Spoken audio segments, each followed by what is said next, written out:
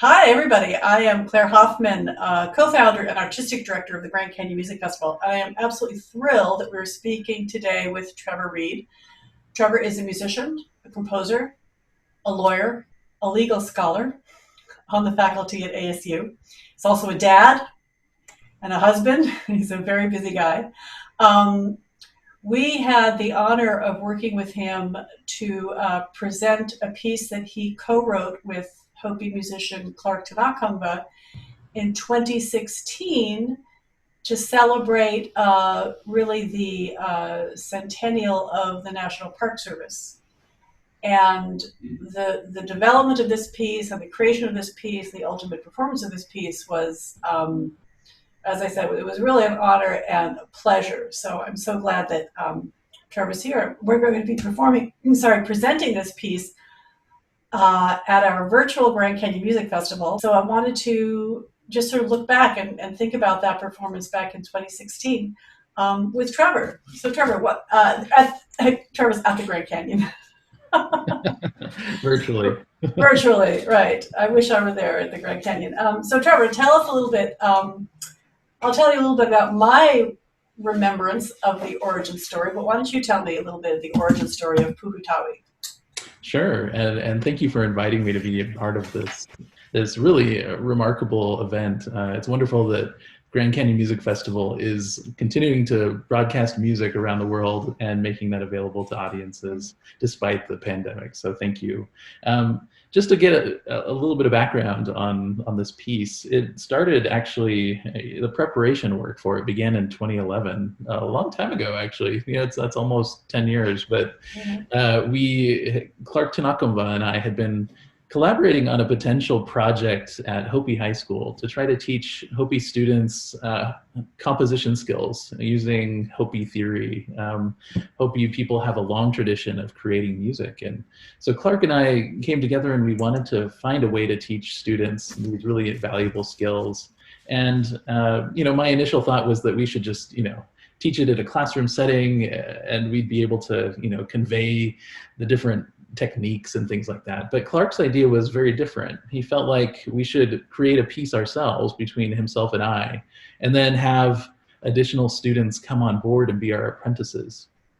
And initially I thought, oh wow, that's pretty ambitious, but we began working on a number of songs that he had composed and inviting various Hopi performers to be a part of the project. And as it turned out, it ended up being the perfect way for us to be able to fuse these two strands of music together. And that's really what Puhutawi is all about. In the Hopi language, Puhutawi is kind of the bringing together of two things, this idea, the newness, and then Tawi being song. So it's kind of a new genre of song being put together. And we first arranged a couple of songs in, I think it was 2013, 2014.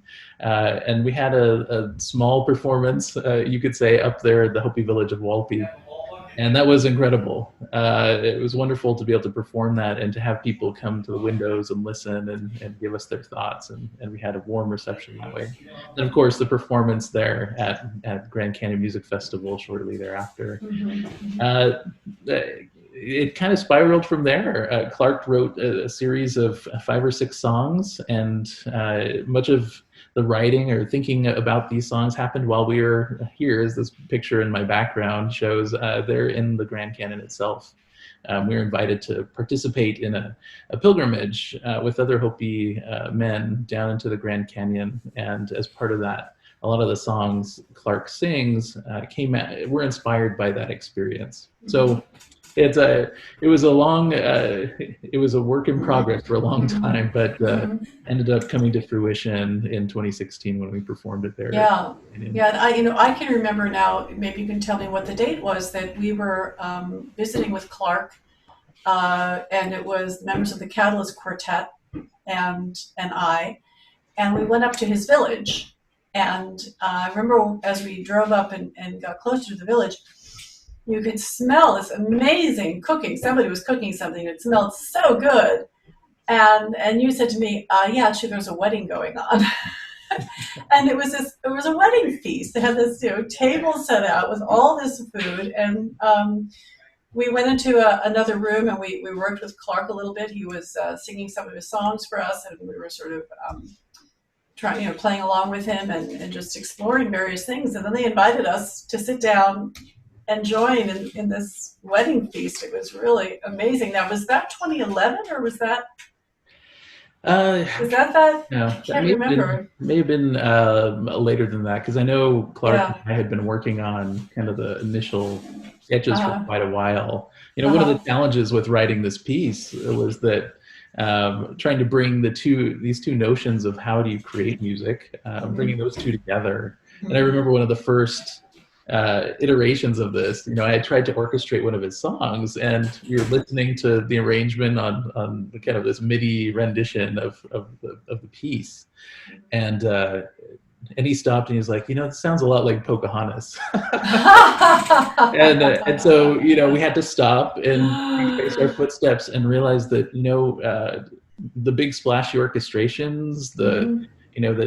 the approaches that we take in kind of our chamber music today Mhm. didn't really map perfectly Mhm. onto the Mhm. approach that a Hopi composer takes. So it did Mhm. take a few years. I think that performance happened maybe in 2014, 2014. I think that's probably right. Yeah, it must 2014. A have little taken us a closer. good couple of years, but yeah, Right. it was a wonderful experience to see Yeah. the wedding and everything coming back and forth. Yeah. Yeah. It was just serendipity, and I was like, "Oh boy, somebody's cooking. It smells good." Yeah. Well, there was a wedding going on. By the way, yeah, that was incredible. I know what you're saying, and in fact, when we are putting together this performance, which is going to be, by the way, the weekend of September 11th and 12th. I got my dates right now. September 11th and 12th. Um, we have a video recording of it, but we also have a wonderful audio recording that was done by Central Arizona PBS, very high quality audio recording. And I had to tell the person who has the video recording, we performed it 3 times. We performed it at the Desert View Watchtower, at the Shrine of the Ages, and then at the Museum of Northern Arizona. And I said, make sure you've got the right video with this audio because it had an improvisatory aspect to it as well. And I said, it is not the same. I mean, it is by a long shot not the same. It isn't even close sometimes. The 3 different performances were so different, and it was wonderful. But I said, if you're going to try to sync up your audio with the video, make sure you've got the right night and the right, because it's not going to sync up. I mean, but that was, I think, for me, it was also part of the piece, was that it wasn't going to be the same every Oh yeah. night. It was going to be different in the moment. And I remember the premiere at the Desert View Watchtower. There was an amazing thunderstorm going on at the same time, and those beautiful big windows that look out on the Grand Canyon. Um, it was really a magical moment. Just so people who don't know, it was your piece eventually ended up being orchestrated for 2 string quartets, uh, metal, flute, European flute, whatever you want to call it, what I play. Um, uh, Clark, of course, singing, and all kinds of drums, and you can fill that in better than me, drums, percussion. Um, oh, and Gary, the Hopi flute player. Tell us about the flute that Gary was playing. Yeah, so Gary's he's pretty amazing in terms of like the versatility of the things he plays. But Yeah. one of the instruments he was able to obtain was a flute that they found in Canyon de Chelly, a canyon not far from here, a Hopi homeland. Mm-hmm. And he and a friend of his had made a copy of this particular flute. They're pretty long, and they have to Mm-hmm. the mouthpiece is pretty different, and it makes a really remarkable sound. So Gary had this flute, and he was really interested in potentially bringing that sound and that instrument back to Mm-hmm. Hopi, and ran into Clark, and um, we decided that it would be a great time to incorporate it into this piece. Mm-hmm. Thinking about new traditional sound, Mm-hmm. trying to bring those sounds back into the sonic landscape. So yeah, Mm-hmm. it was a really interesting addition, as Mm-hmm. well as I think we also had. Um, in terms of percussion, we had bells, we had Hopi drum, we had some of the body instruments that Right, dancers the sometimes wear, shells, shells, yeah, I love those. Yeah. paddles, various things. So it Mm-hmm. was It was a Mm-hmm. very mixed palette, but Yeah. one of the cool things was, like you were saying, it evolved Mm-hmm. from night to night. Yeah. Part of Mm-hmm. that is that, the music that we write is, we really make sure that it's a community endeavor, right? That all the performers are composers, right? That it's not just Mm-hmm. one composer creating a work, but everybody Mm-hmm. has a stake in it. Very different from kind of our Western traditions. We Right. have one composer that is Mm-hmm. responsible for the success or failure. But everybody pitched in by the end of Right. our performances, which I thought was Yeah. pretty amazing. Yeah. Yeah. Yeah. I know that it's you don't put your stamp on it and say this is mine. Right. Yeah. Which kind of I also want to talk about the fact that you were for a couple of years one of our Native American Composer Apprentice Project teaching composers at Hopi High School. And I wanted to ask you if you could talk a little bit about that. What was that experience for you? And I love what you were talking about earlier when you and Clark were teaching at Hopi High and trying to uh, teach the students, to think in terms of composition, in terms of Hopi composition. Tell me a little bit about your experience when you were a NACAP teaching composer and how that was. Yeah, it was a fantastic experience because we had students there at Hopi High that are incredibly musical. At that time, we had a number of music teachers, but they had a pretty consistent guitar ensemble and a pretty consistent band for the students.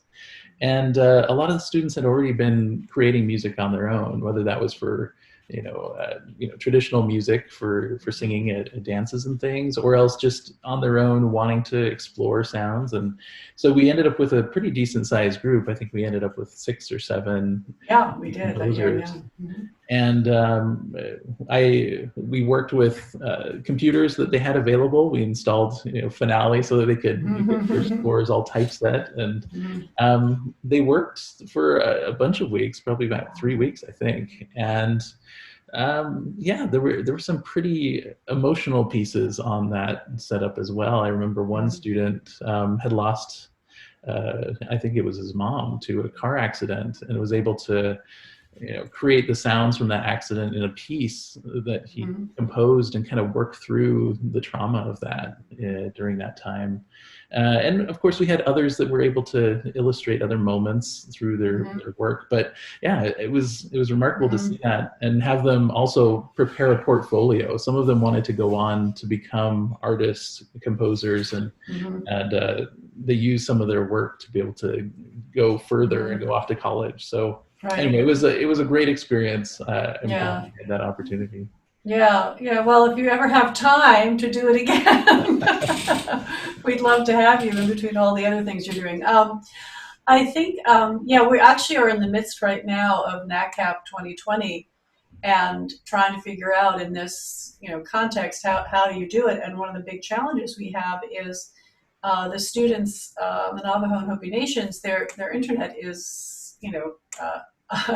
unreliable at best, if they have it at all. And so we're working with it. We have several students at Chinle High School and Hopi High School.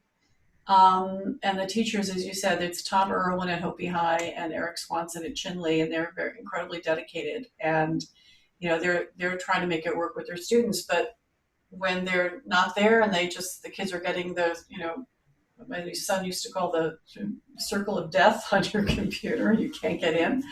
Um, it's really frustrating. So, but we're doing it this year as well. We're going to have some more composers, and it's going to take longer because nobody can be in person.